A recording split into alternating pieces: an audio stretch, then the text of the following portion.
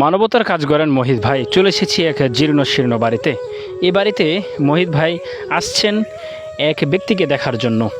তো প্রবলেমগুলো কি সেগুলো তুলে ধরছি। এলাকার নাম কি? বীরগড়ে। কি সমস্যা আপনার?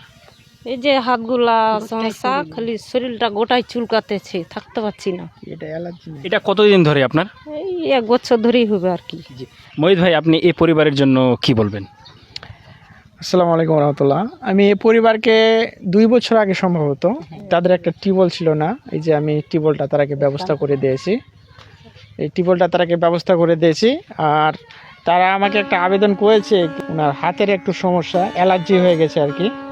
তো আমার কাছে কিছু টাকা তারা চেয়েছে, তো আমি ওদের বাড়ি আসলাম আর কি, জাস্ট কিছু টাকা দেওয়ার জন্য। আরও মানে ওনাদের চিকিৎসার জন্য মোটামুটি 4-5 হাজার টাকার মতন প্রয়োজন আছে। তো আমার দেশে প্রবাসে যারা আছেন, আপনারা জানেন আমার মাধ্যমে অনেকে সহযোগিতা করেছেন। এই বোনটার জন্য আমরা চিকিৎসার জন্য কিছু টাকা তাকে ব্যবস্থা করে দিতে পারি। জি, আপনার নাম কি? জাহানারা। জি জাহানারা। জাহানারাদের বাসায় আমরা চলে এসেছি। আপনার এদিকে আসেন চাচি, এদিকে আসেন।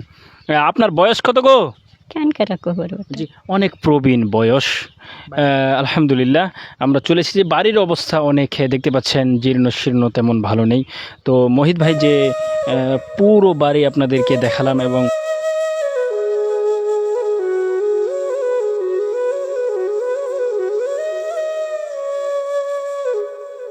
মহিত ভাইয়ের যে আবেদন যে এই পরিবারটির জন্য অল্প হলেও আমরা সহযোগিতা যেন করতে পারি। ধন্যবাদ সবাইকে। হাটপুকুর থেকে আমি মোহাম্মদ আব্দুস সবুর।